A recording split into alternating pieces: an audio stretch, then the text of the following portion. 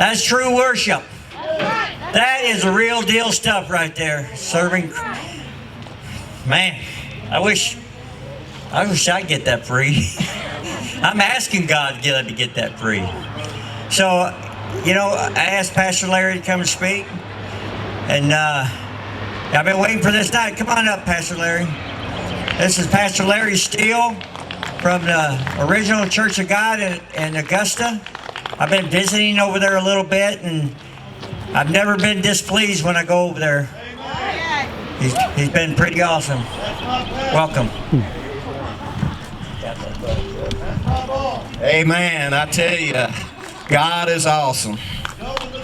He is awesome. I tell you, it's the first time I've been up here to speak, but I've been looking forward to it. I've been excited about it. Anytime that we get to speak for Jesus, we ought to get excited about it. We ought to be happy about it, because I tell you, He's brought me from some stuff.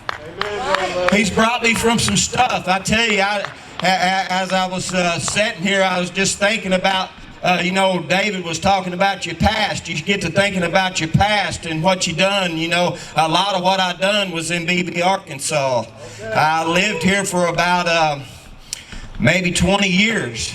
Maybe a little longer, but I lived here, and I did, every time that I did something that I shouldn't have been doing, it was here. And I'm excited to be here tonight, not drinking alcohol, not smoking weed, come on, not doing all the things that I used to do, but being here drinking the new wine.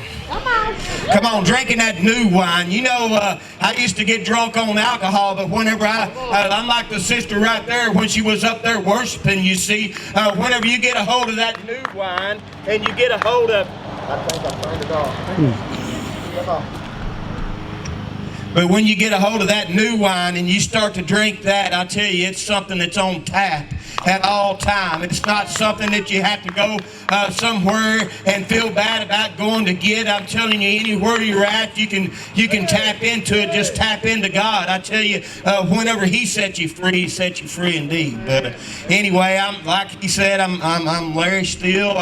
I'm a bricklayer by trade. And it's hard for me to say that I'm a pastor sometimes, because that's what I did all my life, was lay brick. And whenever I got saved, I was in Victory Worship Center over here in BB, Arkansas. And whenever I got saved, and it was shortly after that God called me to preach, and I tried to run from that call. As a matter of fact, I did a pretty good job of it, and I thought I got away with it. But God had other plans.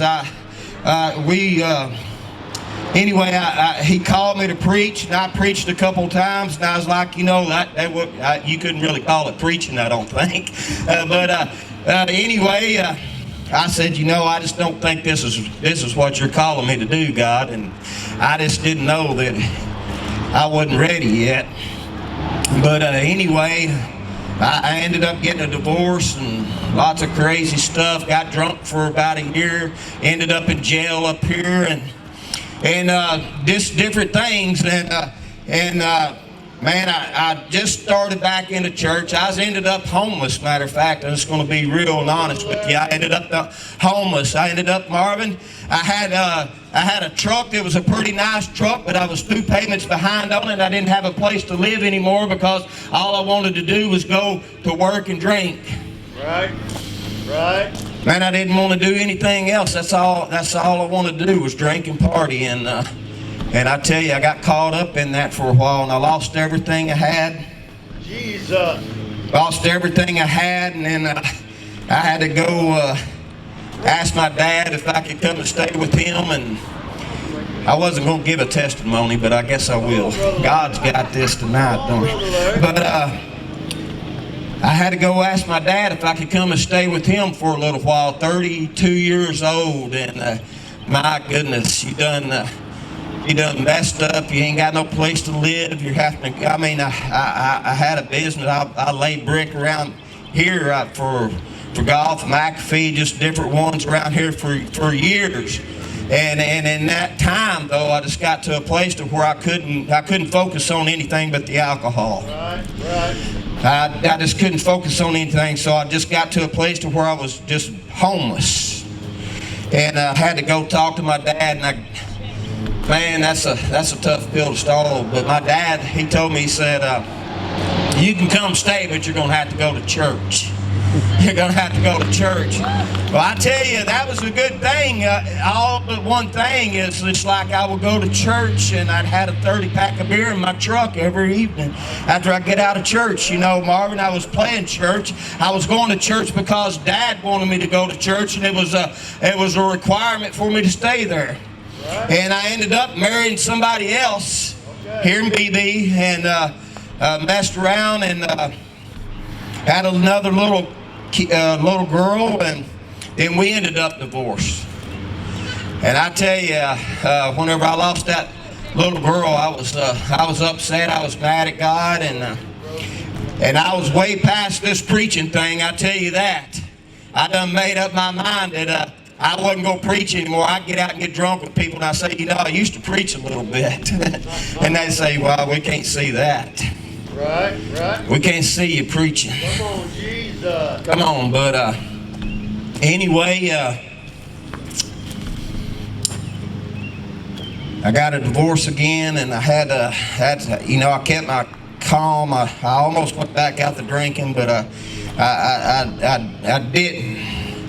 I didn't. But I was mad at God. I was mad at God about this little girl, and I just said, God, I said, you know, I don't want to have anything to do with you. I'm just being real here. That's what we need to do, is just be real with God. You know, when we get real with God, God get real with us. When we get real with Him, that's when He can get real with us. You know, we want to try to hide things from Him, try to say God knows everything anyway. So He knew that I was thinking, you know, I was mad at you. I tell you, my daddy, I say, Dad, I don't want you praying anymore, whatever it takes. I said, this is your fault. All this stuff's your fault. I don't want you praying that way anymore. But anyway, I was had my uncle. He's got a church there in Bald Knob, and he's having a revival one night. He'd been working for me, and I owed him some money. And I said, or he asked me, he said, just bring that money up there to my church. He says, bring that money up to my church tonight, so that revival. So my plan was to get there before the revival started. And I didn't make it before it started. I didn't make it before it started. And I sat out there in that parking lot, and I'll never forget. I'll never forget. I said, God, I said, this is how it's going to be. I'm fixing to go in here, and I'm going to take this man his money, and then I'm coming back out that door.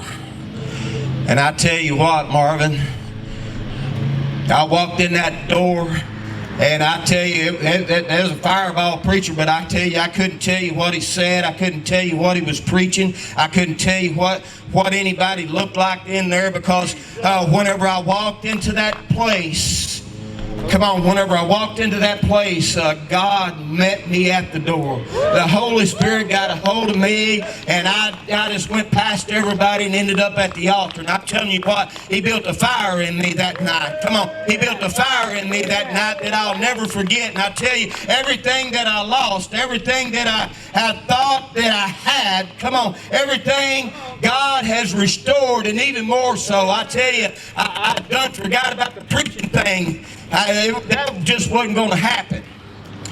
But anyway, God had other plans. I tell you, when I met Him at that altar that night, He just got real with me.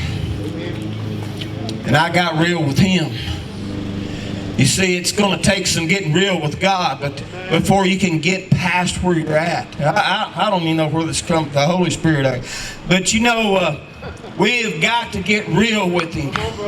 We got to get real with Him. And I tell you, I got a message, and I'm going to get on it in a minute, but I just feel like the need to say this is we have got to get to a place to where we realize that anything that we done, Come on, everything that we've done, come on, when God calls you to something, come on, God don't just throw you away because you ran away. I'm telling you, God's not going to just throw you away because you ran from Him. I tell you, I ran for 18 years and I said, I'll never preach the gospel. I'm not cut out for that. I'm too shy, I'm too backwards. I can't even read right, come on. But God said you're going to do it. You're going to do it. And I tell you, whenever He got a hold of me one night, as I was stepping out and preaching a little bit, I was preaching a message about David and Saul and the giant, David and Goliath, and he got a hold of me that night. And he just did something to me that night. And he told me that night, come on, he said, I'm fixing to call some people, come on, that's got some David hearts, come on, because Saul has run my church long enough. I'm telling you, church, God is about to call some people that has been set to the side, that has been overlooked, come on, that has been cast out, and has been turned off to the side, come on, and everybody has told you that you're not ever going to amount to anything. Come on, the people that everybody else, come on, I'm telling you, church is about to be turned upside down by a bunch of people that everybody else, Marvin, would say was on the B team. Come on, but we're on the A team tonight because we have Jesus living inside of us. Come on. That's what he said. He told me, he said, I'm fixing to call some Sauls and I'm fixing to turn this world up, some Davids, and I'm going to turn this world upside down. You guys are, I'm telling you, I've just seen that in the past few years since I started preaching again. I tell you, we started out doing a thing called Jesus Fest. And as a matter of fact, a week from Monday in Ball Knob, Arkansas, we're going to have that again. Amen. But we started out having that, and I was happy doing that. I was happy doing that. I was happy just preaching every once in a while and just seeing people saved. You see, my heart's for the people that everybody else. You see, I was told all my life that I was never going to amount to nothing. Come on now. I'm just telling the truth. I had my parents would tell me that. Come on, that my wives had told me that. Come on, different people, and I felt unworthy. I didn't feel worthy enough to get up here. Come on, if you ever know what it's like to have somebody tell you that you're not ever going to amount to nothing, come on, and you walk up in their church and God's got you preaching the gospel. Come on, God knows how to change. God knows how to change things tonight. I tell you, He'll take somebody, come on, that the world says is a nobody, come on, and He will save them and set them free and put them right in the position. Come on. Come on, I'm telling you, there's a revival coming, church. There's a revival coming, but it's not coming in such a traditional way. Come on, it's a revival coming up from the drug addicts. Come on, there's a revival coming up from the alcoholics. Come on, there's a revival coming up from the prostitutes. Come on, there's a revival coming up from people that has been told that they were never going to amount to anything. That people that had put you down and told you that nothing was ever going to be good enough from you. And God's going to change your life, and He's going to take you, and He's going to use you to set people free. Come on. I'm telling you tonight that God is getting ready to set this world on fire again. And it's not going to look like church as usual. It's going to look like a bunch of people walking around, come on, wearing their do-rags and their tattoos and their hats. Come on. I'm just going to be honest with you tonight. He's going to set them free with people that has been saved and bought with the blood. Come on, that's right. Saved and bought with the blood, not from, come on, not from a church. I'm telling you, the church has let us down. I tell you, our world has been, I ain't going to preach my message tonight, I already know. Our world, come on, our world has been a mess. Come on, it's been a mess. My generation got hooked on methamphetamines, and it's been a mess ever since. People got into addiction. Come on, they got their children into addiction. There's people that's just been brought up in addiction.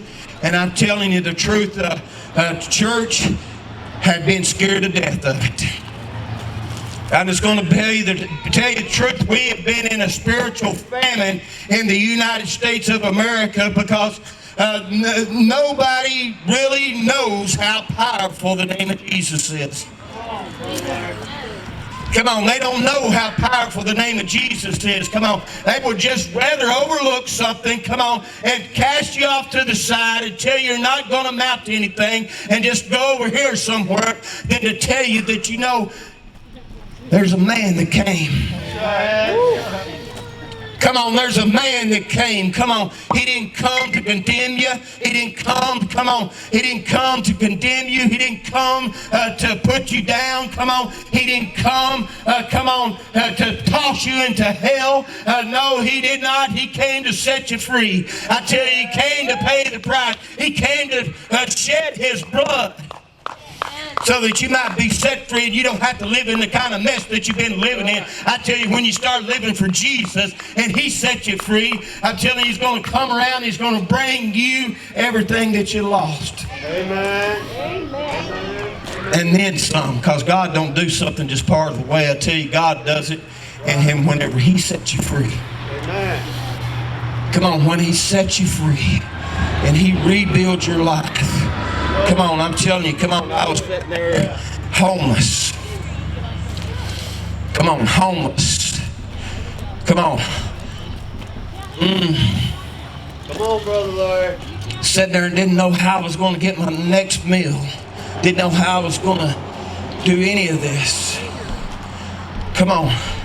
And whenever he set me free that night, come on, he did something inside of me. Come on, to put my life back on the right track again. Come on, to put my life back on the track of serving him again. Come on. And I tell you, I sat there, you know, done got kicked out of my house, this and that, and lost about everything. And God, you know, he's restored all that. We have a house that we owe a little money on now, but when we bought it, we paid cash for it. We pay cash for it. Most everything's paid for. And I tell you, God's brought me an amazing, godly wife. Come on, I'm telling you, come on, that knows how to touch heaven. Come on. That knows how to touch heaven. Amen. I'm telling you, she was up here before worship today, and I mean, she was praying over me and praying, God, just have your way. You know, that's what we got to do, is just let God have his way. Because when we think we got something, come on, we think we got something, God's got something that we really need. Come on. Come on. I tell you, whenever we go choosing stuff for our own self, we ended up in a mess. But whenever we trust God and allow him to choose it, come on, he comes and he restores it. Come on. I tell you, I couldn't be doing none of this stuff without my wife. And I tell you, she's been working for Daughters of the Other Side for a couple of years. And God is calling us over in Augusta, Arkansas. I'm telling you, you know, God always calls you back to a place to where you used to go buy your beer at and stuff. I tell you, he used to go over there and buy my beer, and now he's got me over there preaching the gospel. And I tell you, it's a tough town, but we got a great mayor over there. I tell you, it's good to have somebody that you can serve with. And anyway, he's called us over there, and I'm believing God for big things, and we're wanting to start something up, recovery night once a week over there. And we just Tammy, you know, God's been dealing with her, and I tell you, when God asks you to sacrifice something, come on. Yeah. When he asks you to sacrifice something, I tell you, he asked her to sacrifice her job, and it's been a battle. Thank you, Lord. It didn't come easy. She called me yesterday, and I tell you, I'm proud of this woman. She called me yesterday, and it's just like, you know, this new girl come in and she was in tears, and she said, you know, God, am I doing the right thing? You know, I believe whenever you sacrifice something, come on, whenever you allow God, when he asks you for something, because he's fixing to take you to a deeper place. He's going to take you to a place that you haven't been before. He's going to touch people. I'm telling you, I'm not trying to say nothing bad about Augusta, but they need Jesus over there. They need Jesus over there. There's a lot of there's a lot of stuff goes on over there. There's a lot of stuff, and I don't even want to get into it, but you know, liquor stores over there, drug houses. There's no recovery centers over in Augusta, Arkansas, or Woodruff County, as far as I know. There's no Celebrate Recovery. There's no nothing, you know, and I might get in trouble for saying this, but I'm in the Ministerial Alliance over there, and a couple of the people that's in the Ministerial Alliance with me just come up and ask at one of our meetings. We've been talking about doing something with the Ministerial Alliance and getting something going, and they said, well, you know, I don't even know how to talk to somebody that's lost. I don't know how to talk to somebody that's addicted. Come on. And I'm just like taken back. I'm just like taken back. God, I don't know why you sent me over here. I've been over in White County, and we've been around all these recovery centers. We've been around all the stuff. We've been doing the Jesus Fest. We've been doing this. But you know, He don't send you somewhere where there's, come on, He don't send you somewhere where there's no need. He don't send you somewhere where there's no need. So I believe in God for great things over there. I'm telling you, especially since Tammy has stepped away and stepped down from Dots, and I tell you, she's not going to totally be away from there forever, because those girls have her heart. And, you know, and she's going to continue to teach over there once a week, I believe. But you know, I believe in God for some big things over there, and I tell you, I'm glad that, you know, God, nothing happens by accident. It don't happen by accident. God's got a plan behind everything, and if I would have gotten my message, you would have kind of heard that. But I was going to go in 2 Kings chapter 7 and talk about the 4 lepers that was sitting at the gate, you know. They was outcast. They was sitting there at the gate, and they was outcast. There was a great famine going on, even so much as they was selling donkey heads and pigeon dung. Even so much that 2 women killed one of the babies. You know, that's where they had the. But it was a great famine. It was a great famine. You know, Elijah come up and he prophesied that God was about to do something. God was about to do something.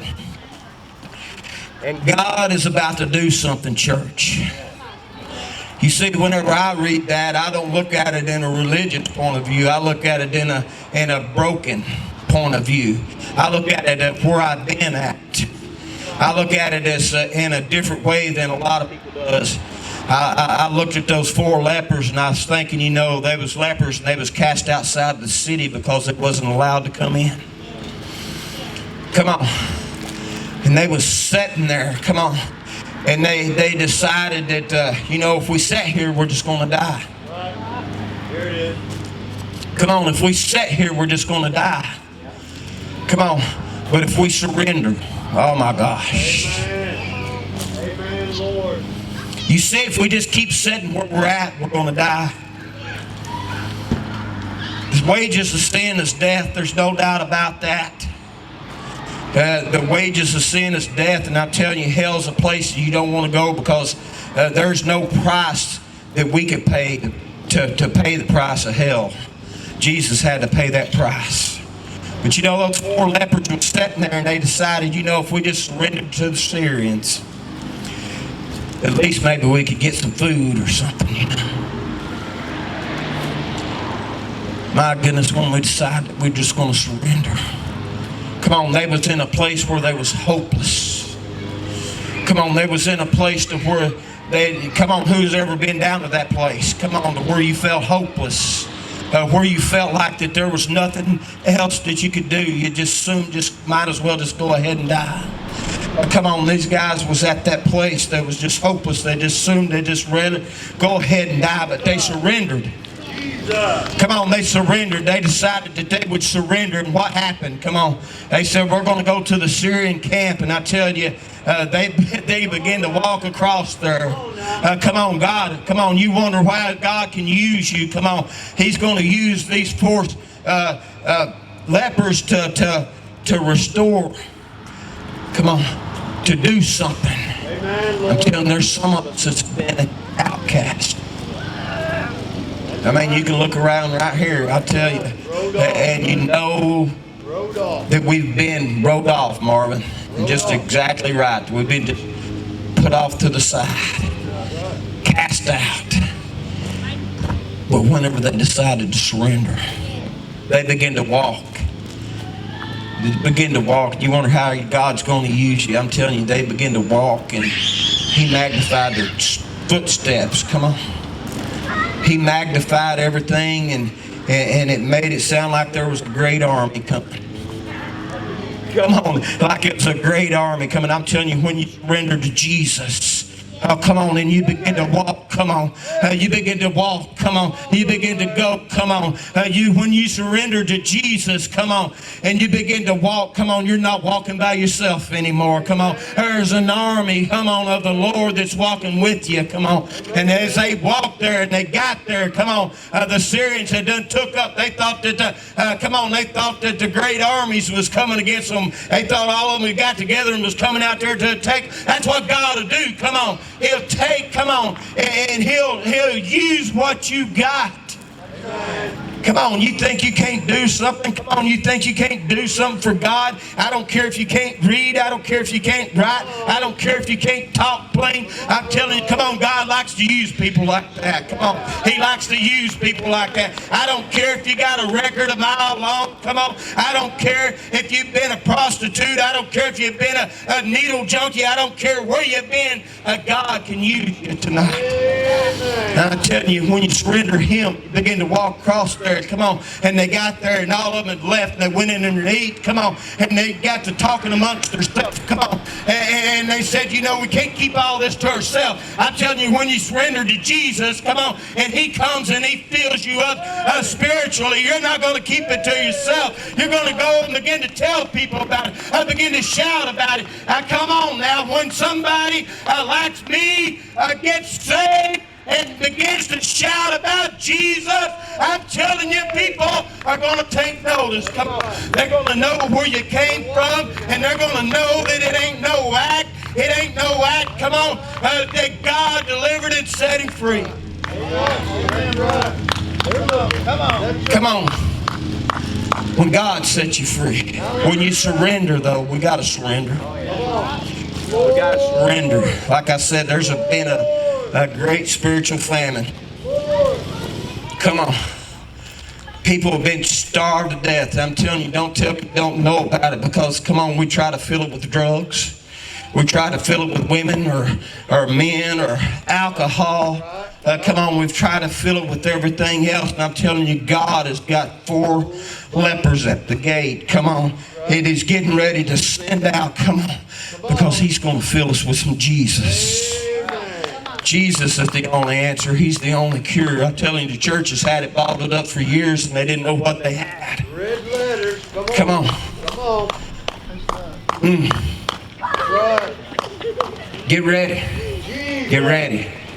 I ain't going to get into nothing else. I'm just going to tell you, just get ready. I'm telling you, if you're here tonight, come on. And you feel like that, come on, I'm just going to get into this. You feel like that you are not worthy tonight.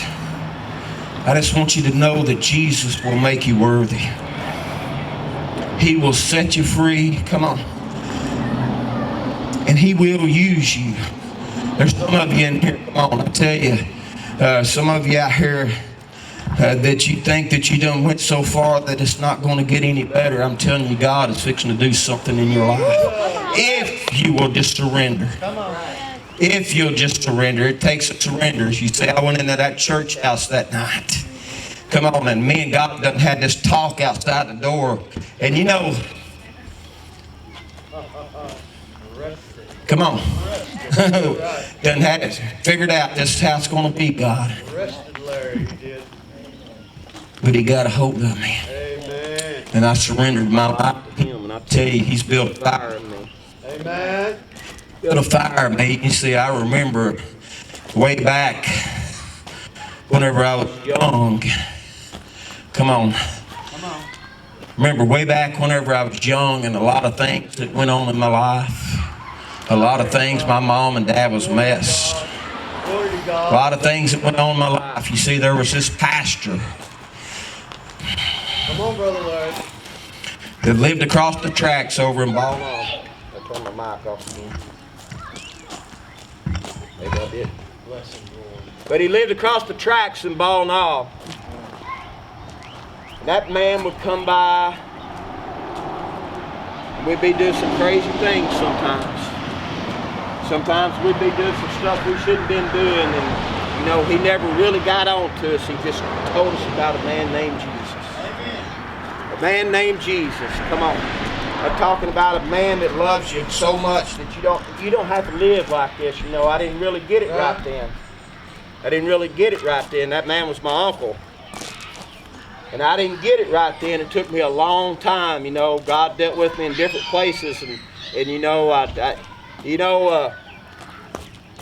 heard a lot of people talk about once saved, always saved, and I don't know about that, but I will tell you this, that once you're saved, that God will track you down everywhere you go. You'll never be satisfied with anything else. You can you can go to the bars, you can be where you at. I'm telling you, a lot of times I remember that I was sitting at a bar drinking, and God would come in that place and he'd tell me, he said, you know, this ain't what I got for you. But it was because that one man, you see, if we could share that love that one man shared with me, that man was Thomas Piker. Thomas Piker. And I'll never forget that man for sharing that love with me. And it's our job to start sharing that love again. My mic's dead, so I guess I'm done. But I tell you, if you're here tonight, and you feel like there's no hope, there's hope in Jesus tonight. There's hope in Jesus tonight. He will set you free and He will restore your life. Don't give up because it looks like there's no hope. Don't give up because it looks like there's no hope. He'll take you across there and give you everything that your enemies have taken from you. Amen.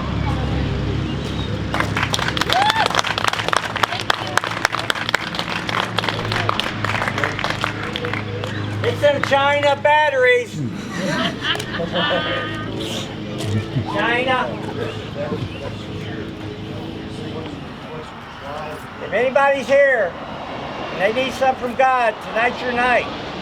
You got a pastor here, you got Pastor Rick here, you got a pastor there, and we got a lot of people up here to pray with you. You need something from God. I want us all to pray for somebody who showed up tonight. They stayed for a little while. I got to talk to them. They're just not ready yet. You know, we've all been there when we weren't ready yet. And she just left, but her name's Natalie. I just want to lift her up tonight. All right. So you come in and stand in for her.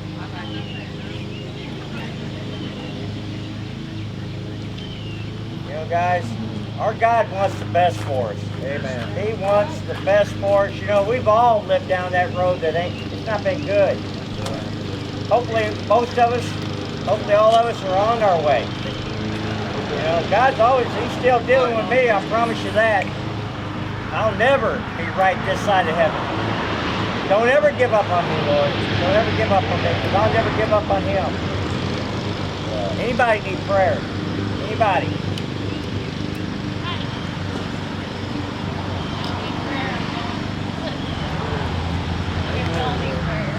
Well, yeah.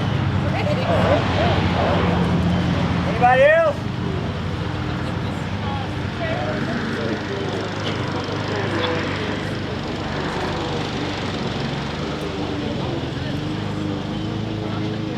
Anybody else need prayer? We're here. God said, if two or more gather together in my name, that I'm in the midst. He's here. Amen. He also said, if two or more agree on anything, it shall be done. Anything. He didn't put stipulations on that. He says, ask anything in my name. My daughter. Your daughter?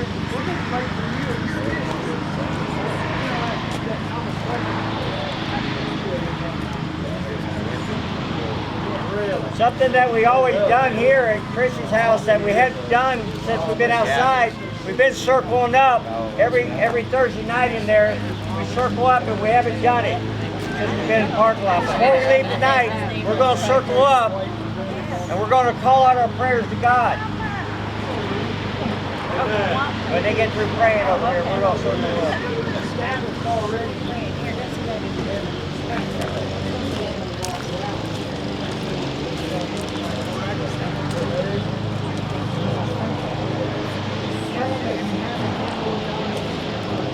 Establishing this ministry, Lord, that is in heaven, Lord, for Paul Knob and for he and his wife to step into. And so I just pray that you come, Lord God, Lord, that everything, every stumbling block would be removed, Father God, in Jesus' name. I pray that this ministry would exceed above and beyond. Lord, you are the God of exceedingly abundantly above all we would ever dare to dream or even ask for, God. So God says, Larry, God says, dream big. Dream big. And he's going to do exceedingly and abundantly above all you would ever dare to set up this ministry, God. This alliance, I pray that you would just help him to stay in the Spirit, Father God. Lord, that you would protect him from temptation. You would protect him and his wife from temptation. We come against every stumbling block. We come against just a comfortable spirit in Jesus' name. And we pray that they would continue to move forward. They would continue to seek you and to look to you, Father, the author and the finisher of our faith, Father God. In Jesus' name. You set it up. It's established. It is set in stone. I pray that people, Lord, that governments, Lord, in that area, Lord God, that even wealthy people in that area, Lord God, would begin to oppose Larry and his wife and this ministry, and they would begin to look forward into this ministry, Father God. I pray for every principality. We call it off, Lord. In Jesus' every weapon of warfare, we call it off as a river is in earth today. We pray, God, that your spiritual river to flow into their life, Lord God. Because of the set up that you did today in the name of Jesus. Your word, the water of the word as it washes, Lord God. May we receive that you would touch hearts tonight, Lord God. Let's circle up, guys.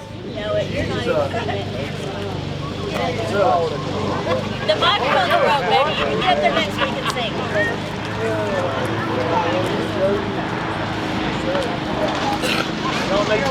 She wants to sing. Get her,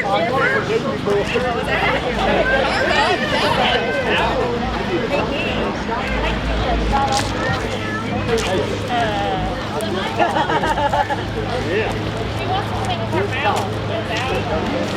Swing it,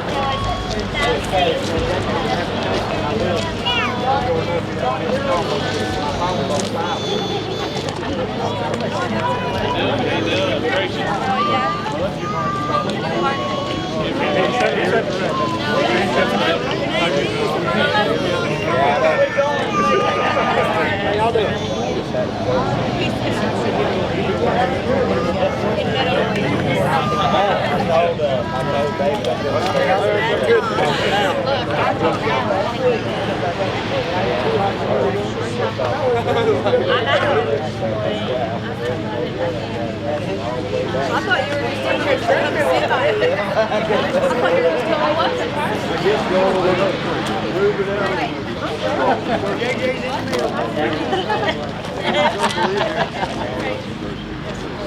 All right, guys, let's circle up, pray.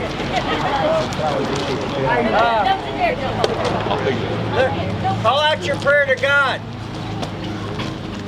Amen. You know, I've got a daughter and a son that needs Man, I got it. one of them is under addiction. My kids and my family, my cousin died the other day, so my mom is Paula prayer. Taylor. Please keep my husband in prayer, my son in prayer, my daughter in prayer. My daughter. Revival. Pray for revival. Amen. Yeah, my son did over a year suffering, so. Pray for knowledge and wisdom. And what to speak. Not my words, but your words, Lord. Your timing, Lord. Anybody else? My mom, my sister. Heaven's moving around up here right now, y'all. Come on. They're loving it. Let's I want to pray for JJ and Jamie. I'm proud of y'all.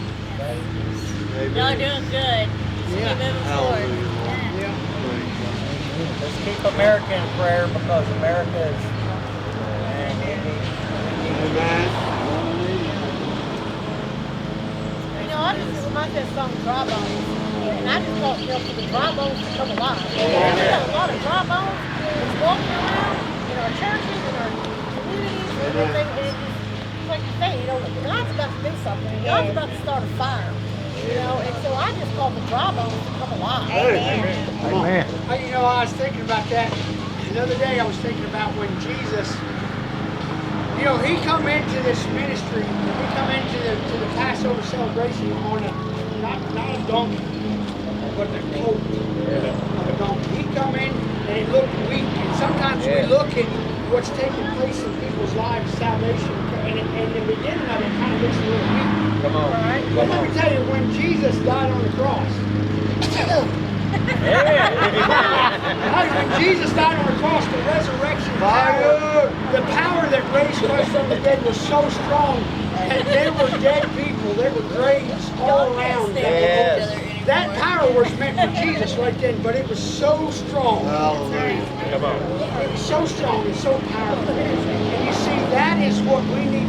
That's what we need to. Amen. That power we don't understand, Brother Larry. We don't understand the power. Come on. That's right. But I want to have an open mind, and I want to expect. I want to expect my baby boy to come up front. Come on, that's it. That's I want to expect my kids to say, you know what, I'm ready. And I don't want to expect ulterior motives. No. We got to quit expecting and thinking this is going to be the same stinking. Come on, that's it. Same stinking result every time. You Thank you. hear me? The Bible says that love believes all things. That's right. And so when your kid says I'm done, you better believe they're done, and you better act like Come on. you believe it. Lord, I repent. Help me, God, to believe what they say and to put myself out there again. To put myself, because how many times did God put himself out there for me? Amen. And accept me each and every time and let me just walk all over him each and every time. Right? You want to know the power of Jesus? Well, we need to start expecting and having and knowing that his power is going to do something. Amen. This next time is going to be the last time, and that's what we need to know. Amen. That's that fire. It's expecting. It's putting our faith in God. It's already, it's burning. We just got to come on.